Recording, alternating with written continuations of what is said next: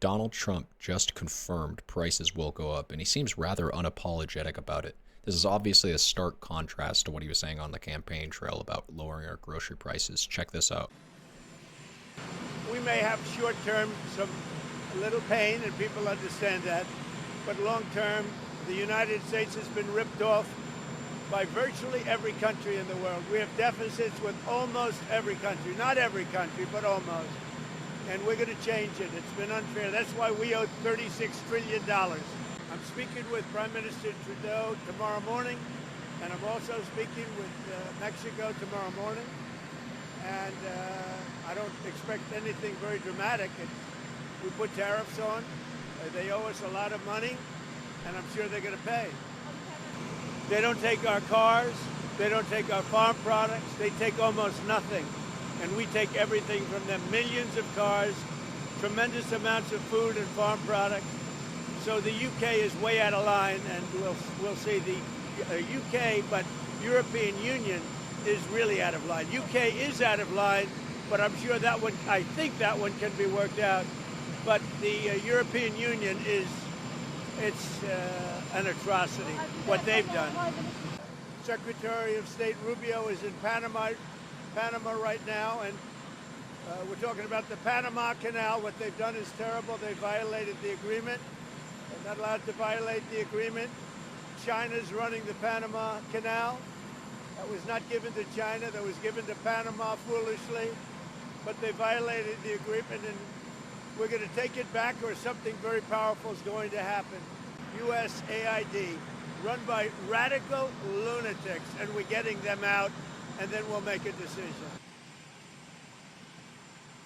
So there you have it. We're going to have a little bit of short-term pain that we can expect. I assume that's going to mostly apply to us poor and middle-class Americans. Like I said earlier, this runs in stark contrast to what he said at the campaign trail. Check this out. How are you going to bring down the cost of food and groceries?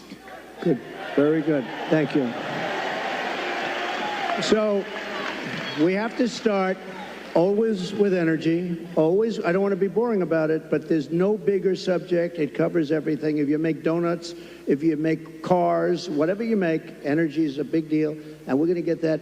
It's my ambition to get your energy bill within 12 months down 50%. If I can do that, we've done a hell of a job. 5-0, not 15, 50. Interest rates are going to follow, and actually they're going to follow for another reason. The economy is now not good, and interest rates, you'll see they'll do the rate cut and all the political stuff tomorrow, I think. And, you know, will he do a half a point? Will he do a quarter of a point? But the reason is because the economy is not good. Otherwise, you wouldn't be able to do it. But we're going to get interest rates down, and we got to work with our farmers. Our farmers are being decimated right now. They're being absolutely decimated. And, you know, one of the reasons is we allow a lot of farm product into our country, and we're going to have to be a little bit like other countries. We're not going to allow so much We're going to let our farmers go to work. And I don't know if you remember, I love the farmers because, you know, I had many meetings as president. I have this gorgeous room with this beautiful table that seats about 35 people. And I was with the farmers. Usually everybody wants something. They all want subsidy. But I was with the farmers, and I think you might have been there, actually, Sarah. I said, look, fellas, we're going to get you such a beautiful subsidy, meaning I'm going to do things. And one of the people raises and, sir, honestly, we don't want a subsidy. This is the first time this ever happened to me. Everyone wants, they want money. They want to build windmills. We want money with these windmills. Anyway. But you know what? It was amazing. He said, almost tears in his eyes, they were getting decimated. We don't want a subsidy. We just want to play, you know, a fair, level playing field. And I said, nobody's ever said that. And I have many industries and many groups of people from different things. You know, they do all different things. It's probably the most dramatic I've ever seen. He didn't want anything. All he wanted was to be able to compete fairly. Interest rates, energy, and common sense. A lot of it's common sense. Everything. You know, I like to say, we're the party of common sense. This man has answers to every question. No, he doesn't. He said energy, interest rates, and common sense without giving us any pathway forward beyond just those soliloquies, and then also saying that he was going to give farmers a fat subsidy until they said we don't even want it.